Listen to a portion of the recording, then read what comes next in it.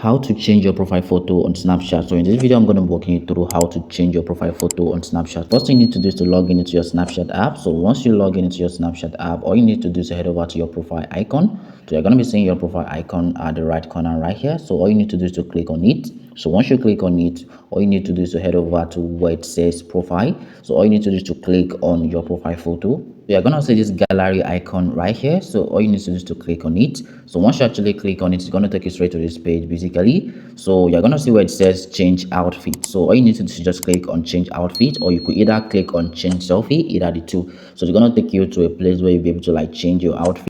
To do now is to just pick any of this outfit that suits you. Then once you are done picking any of the outfit, all you need to do is to click on save. So once you actually click on save right now, your profile picture is going to be changed successfully on Snapchat.